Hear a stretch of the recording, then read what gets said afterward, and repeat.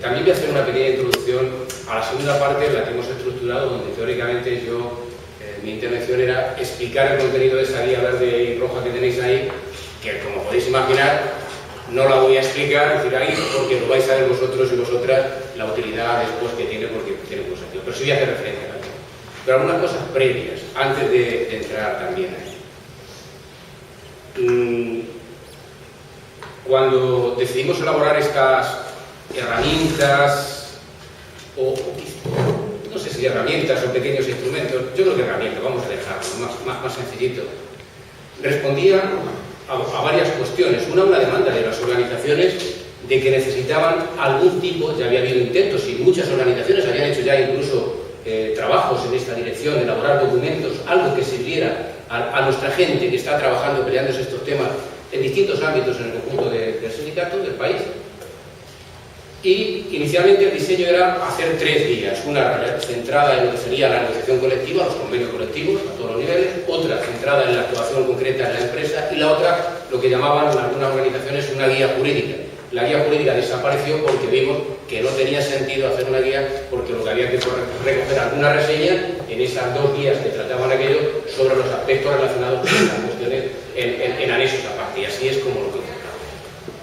Pero también el trabajo de esta guía no es que, como decía Jesús Echule, se pusiera allí a escribir un primer texto sobre el que fuimos trabajando para mejorarlo y donde las aportaciones de Jesús y de alguna otra persona fueron utilísimas, para sobre todo hacer una cosa, que no fuera un tocho que tirase a la gente para atrás y que dijéramos aquello que era importante y sobre todo lo más importante.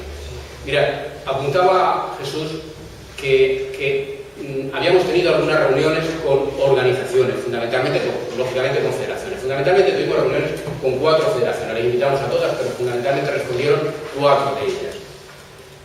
Una fue con FIA, otra fue los compañeros de enseñanza, o también los compañeros de químicas y también agroalimentaria.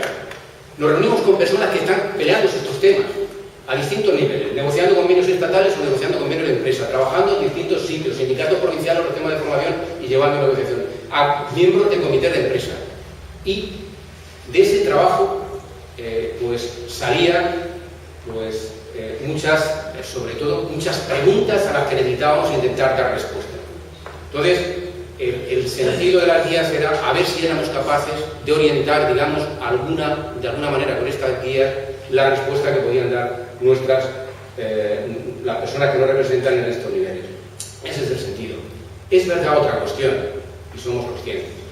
Ni va a pasar, como decía Jesús, lo del problema de los 200 años de regadío, además él apuntaba ya por dónde deberíamos caminar para que efectivamente este sindicato, que si algo le ha caracterizado, ha sido la credibilidad que ha tenido como organización, porque hemos estado muy pegados a los problemas concretos de los trabajadores, intentando dar respuestas.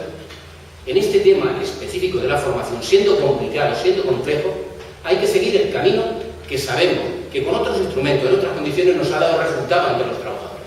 Las campañas de descrédito que hay contra los sindicatos y también en particular contra comisiones con relación a la formación, bueno, yo creo que sobran los comentarios.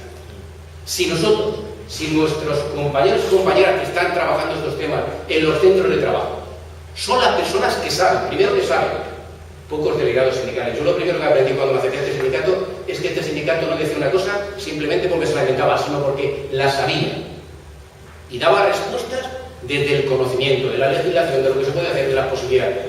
Esta es la primera condición que hemos tenido como sindicato para hacernos crecer. Luego, la primera cuestión.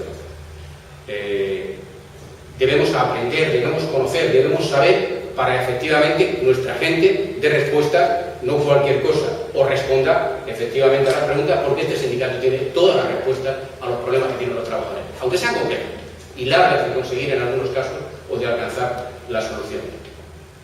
Pero no solamente este sindicato ha tenido compañeros y compañeras que sabían, sino que además, otra seña de identidad yo creo que ha tenido este sindicato en estos temas es que trabajamos con el apoyo de los compañeros y compañeras, tanto afiliados, intentábamos también de los no afiliados, en las reivindicaciones que planteamos. Este es un tema de reivindicación, si es un derecho laboral. Todos sabemos que estas cosas se juegan y se resuelven en el ámbito concreto de la empresa. Y el ámbito concreto de la empresa se regula por algo que se llama negociación colectiva, o sea, convenio colectivo. Lo tenemos complicado ahora con la última reforma, más complicado.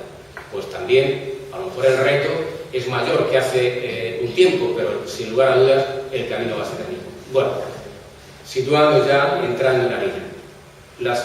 Estas pequeñas publicaciones intentan dar ese tipo de respuesta. Luego veremos si son útiles o no son útiles, si han servido o no han servido, si alguna persona les sirve para tirarse a este charco que a veces es complicado y no es fácil de abordar. De ese trabajo que hemos venido haciendo con los compañeros y compañeras, con todas las investigaciones, los estudios que hemos hecho, hay una cuestión que hemos aprendido y es casi ya apuntado alguna de ellas en la introducción anterior. Primera cuestión. No conseguimos nada que no estemos convencidos aquellos que tenemos la obligación y la responsabilidad de tirar de él. Si el que tiene la máxima responsabilidad de la negociación colectiva de un convenio estatal no está convencido de que este es un tema importante, pues evidentemente eso se va a caer inmediatamente. Primera cuestión, primer objetivo. Hay que estar convencido de que es importante de lo que estamos hablando. Y eso solamente se consigue desde otro requisito, es que también lo apuntaba. O conocemos y sabemos, o si no, ¿cómo vamos a dar importancia a lo que no conocemos? Es decir, lo primero que se exige es que quien vaya a tratar esos temas tenga un conocimiento. Y si no lo tiene, pues tendrá que recurrir a alguien que le ayude a tenerlo. O del que se fíe, o que delegue, pero evidentemente tiene que asumir que el único camino, la primera condición es esa.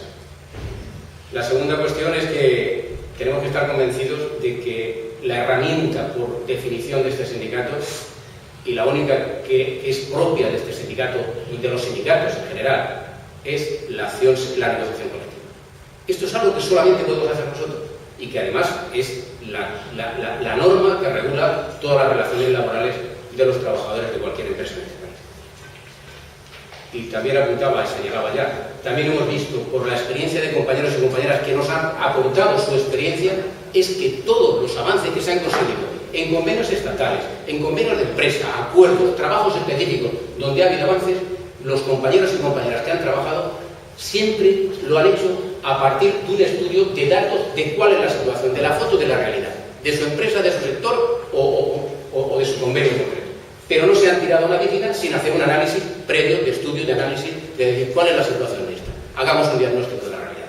Esto es algo que hemos aprendido en el trabajo con las organizaciones, con los representantes de las federaciones que la hemos hecho. Las guías, pues de alguna manera de esos trabajos nos salían cantidad de tareas que podíamos hacer o que debíamos hacer, cantidad de obstáculos, cantidad de objetivos que nos marcábamos. Y todo eso, al final, veíamos en los debates, en los análisis que hemos hecho, que algunas cosas eran relativamente fáciles. Conseguir un objetivo, superar un obstáculo, pues era relativamente sencillo. Había pocas dificultades para conseguirlo. Pero había otras que eran dificilísimas de conseguir y éramos conscientes. Entonces, de todo ese trabajo, y cualquiera que aborde estas cuestiones, al nivel que sea, se va a encontrar con esta situación. No es algo que hayamos inventado, lo hemos descubierto con los compañeros trabajando. Es que siempre no van a aparecer obstáculos u objetivos graduados en estas 4 clasificaciones, con muchas dificultades, con bastantes, con algunas o con muy pocas dificultades. Lógicamente, a nadie se le escapa que el éxito de cualquier trabajo, de cualquier acción sindical, refuerza el seguir avanzando. Es decir, si tenemos apoyo en una reivindicación en una empresa concreta y lo conseguimos, eso nos refuerza, nos da, a nosotros nos anima, pero también a los compañeros y compañeras con los que hemos estado trabajando. Si tenemos que empezar, lógicamente, a trabajar en estas cosas, a nadie se le va a ocurrir empezar por las muchas dificultades que a lo mejor van a pasar años, no sé 200, como decía Jesús, pero muchos años para conseguirlo. Pero hay cosas que será cuestión, a lo mejor, de un mes o meses para alcanzarlo. Pues empecemos por ahí y vayamos graduando nuestro plan de trabajo en función de esos objetivos. Esa es la clave también de conseguirlo.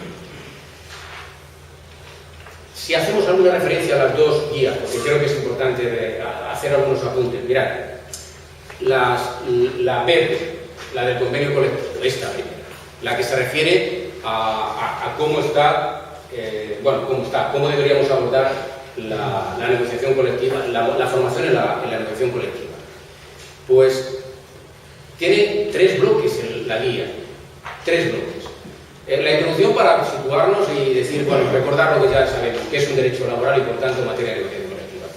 Pero el núcleo, que son nada, 20 pocas páginas, menos todavía, de lo que son contenidos para estudiar, pues sería recordar, hacer la lista de las materias que se pueden negociar en un convenio colectivo, es decir, si alguien dice, bueno, ¿qué cosas se podrían negociar? Entonces tener allí un listado. Seguramente a alguien se le podrá ocurrir alguna más, o decirlo de otra manera. Pero si miráis, pocas cosas se nos habrán escapado ahí de las cosas que se pueden meter en un convenio colectivo. Entonces, es una relación de cuestiones.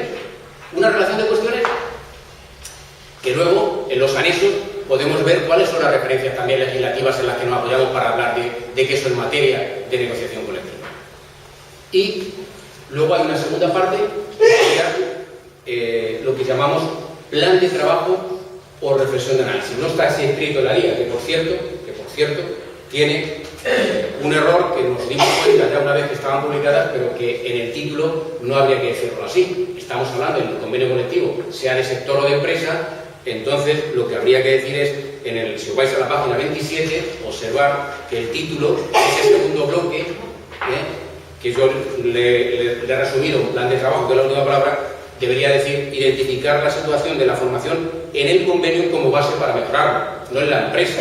Ahí se nos escapó y cuando estaba ya editado pues nos dimos cuenta de que había una errata. Bueno, una errata, pero no nos dimos cuenta. Yo lo escribí mal y se siguió escribiendo mal y siguió hasta el final. Es decir, aquí no nos referimos, aunque lógicamente podríamos hablar del convenio de empresa. Y luego 4 anexos que son pues, simplemente pues, para poder consultar.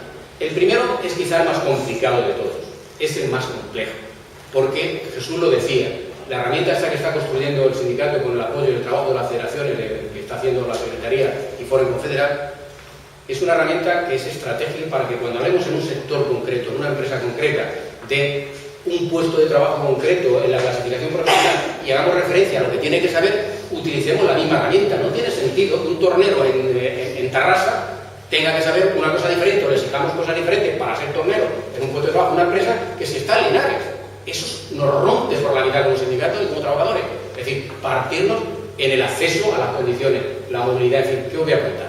Entonces, tenemos una herramienta que es el Sistema Nacional de las Cualificaciones Profesionales con el catálogo. ¿Por qué no utilizar esa información que está ahí, que nos puede servir?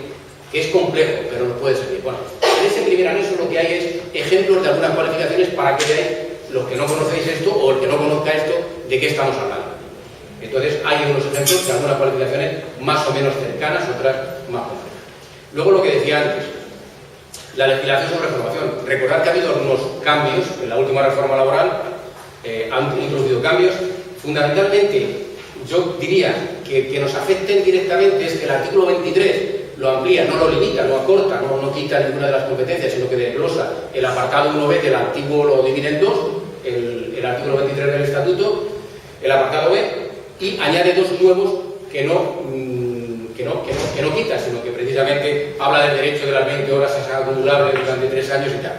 Pero hay un cambio. Donde realmente vuelve a empeorar la situación, la reforma es en la regulación del convenio, del contrato de formación y aprendizaje, le vuelve a dar una vuelta, bueno, ahí amplía, será transitorio hasta los 30 años, ahora dice ya, hasta que el paro lo descienda al 15%, la formación antes tenía que estar vinculada al catálogo y si no tenías el título de graduado tenía que estar orientada a eso, que no lo podía hacer la empresa, sino centro homologado, bueno, pues todo eso se lo quita, es decir, sigue deteriorando todavía mucho más todo lo que tiene que ver con la formación, el acceso a personas, bueno, incluso permite que por cada puesto de trabajo te puedan hacer un contrato de formación, si ya puede estar hasta 3 años, antes el máximo era 2, ahora ya que nos llevan a 3 años, bueno, pues resulta que incluso te pueden hacer, usted ha estado 3 años ahí en un contrato de formación, ahora como le vamos a cambiar otro, le ponemos otro contrato de formación por otros 3 años, o sea, una joyita de regulación. Bueno, eso no está recogido, pero bueno, y luego lo que también tocan es todo lo que tiene que ver con la participación de los centros en lo que sería el sistema, aparte de lo del cheque de formación, que no sabemos cómo lo regularán y alguna otra cosa. Pero vamos, el núcleo central de los cambios a todo lo que hay aquí en la legislación afecta solamente al contrato de formación, yo creo, entiendo, fundamentalmente como cuestión gorda a ese tema y cómo se regulará luego después las otras cuestiones que no estaban ahí recogidas, como lo del cheque y el permiso de la 20 horas. El anexo 3, ¿qué son? Pues ejemplos de algunas cláusulas. Yo tengo que reconocer aquí públicamente que seguramente podréis decir muchas personas que sabéis de negociación colectiva, bastante más que yo, aunque hemos recurrido a muchos compañeros y compañeras que llevan trabajando en la negociación colectiva, cláusulas sobre estas materias. Nos ha costado mucho.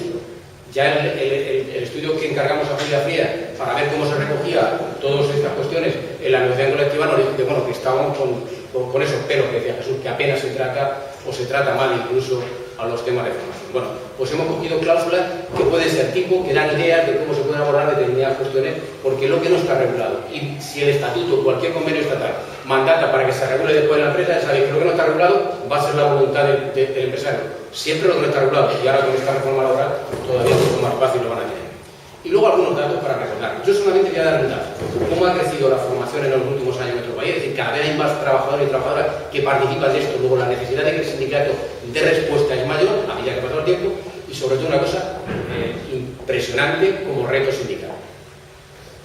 De cuota de formación profesional, más allá de lo que pase, lo que ha pasado, los datos oficiales hasta en el 2010, empresas de más de 50 trabajadores, de más de 50 de este país, que habían recurrido a los fondos de formación para hacer formación en su empresa, formación bonificada, más del 84%. De menos de 50, y son la mayoría, son millones respecto al total, y donde en algún tramo también es importante, bueno, es fundamental que el sindicato penetre y trabaje. Solamente nos llega al 11% de empresas de menos de 50. Es decir, que fijaos si hay empresas de más de 30 trabajadores, pues no llega al 11% las empresas que en el año 2010 utilizaban esto. Bueno, esto sería la primera de las guías. La segunda, la que se centra ya un poco más en cómo podemos trabajar en una empresa en concreto. Y la misma cuestión, mirad, del trabajo que hemos hecho con los compañeros que llevan sus experiencias de esto, sean de las 4 federaciones con las que trabajamos, al final llegamos a la conclusión de que es clave que antes de empezar digamos, a plantearnos muchos objetivos, veamos el método. Y el método es, también lo decimos en la guía un poco, hagamos un análisis de la situación de la empresa en concreto. Veamos análisis, objetivo y valores como es de trabajo. Pero es fundamental que todas las experiencias han empezado, casi todas ellas, consiguiendo crear una comisión específica dentro de la empresa para hablar de esos temas. Lo sabéis. Quienes trabajáis en empresas sabéis que si hay una comisión de salud laboral con un reglamento de funcionamiento que funciona, eso tiene más posibilidades de que se trate, se aborde y se avance en esas cuestiones. Si no está regulado, si no está ordenado eso, la cosa va a ser la voluntad del empresario. Luego, primer objetivo que hemos planteado, es fundamental que en cada empresa que queramos tratar estos temas, aparte del diagnóstico nos marquemos como primer objetivo el tener la creación de una comisión encargada específica y que sea paritaria de esto. Y aquí las experiencias varían de unos sitios a otros. No hay bastantes comisiones paritarias, unas creadas de convenios estatales, otras creadas de convenios y acuerdos de empresa, pero en todas ellas, en general, la experiencia de nuestros compañeros dicen que es bueno que sea paritaria en el más amplio sentido de la palabra y, ojo, solamente a la hora de tomar decisiones.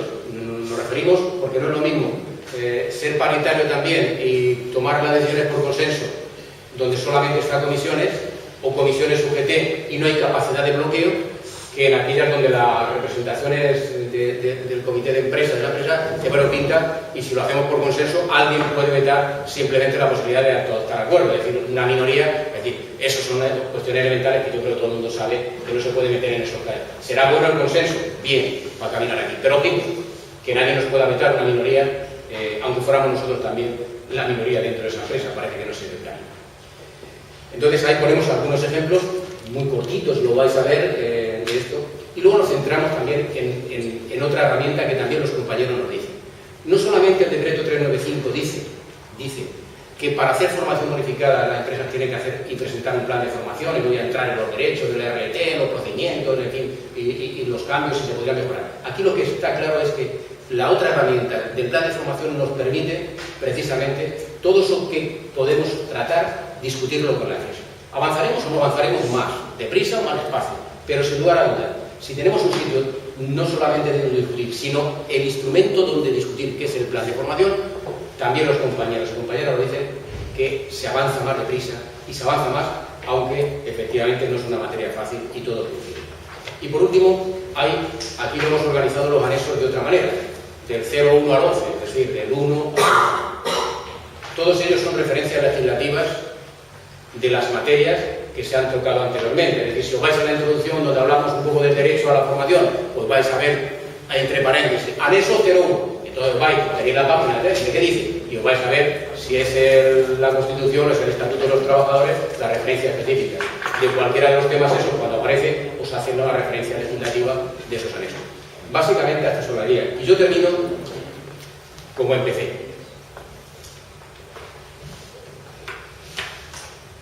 No es el encuentro amarillo, no es el encuentro amarillo, pero hemos aprendido que hemos construido un edificio muy importante para ser el primer sindicato de este país, a base del trabajo organizado, una vez en más, otras menos, pero de muchísima gente comprometida con los compañeros y compañeras y los problemas concretos. Entonces,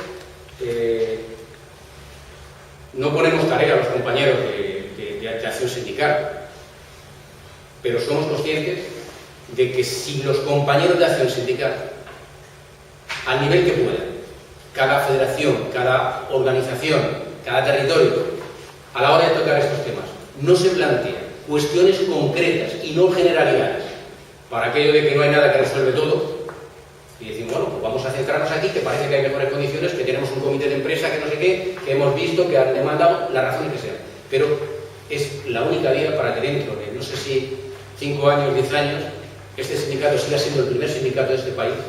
Todas las dudas que hay en este país sobre la utilidad de los fondos de formación por parte de los sindicatos solamente se puedan mantener en aquellos sitios donde el sindicato no es conocido por lo que hace, y entonces sea difícil combatir a aquellos que se dedican precisamente a desprestigiar y animar todas las posibilidades del movimiento del sindicato, de comisiones obreras, pero porque el sindicato no ha llegado. Porque donde está el sindicato, los compañeros y compañeras tienen la información suficiente y los datos suficientes como para saber que efectivamente este sindicato sigue siendo la mejor herramienta que tienen los trabajadores en este país para defender sus derechos y entre ellos también, como no, el derecho a la formación. Yo termino y luego si en la última parte del debate o tal salen algunas cuestiones, pues a vuestra disposición. Muchas gracias por eso, por habernos dado la oportunidad de hacer esta presentación de estos dos papelillos que hemos hecho.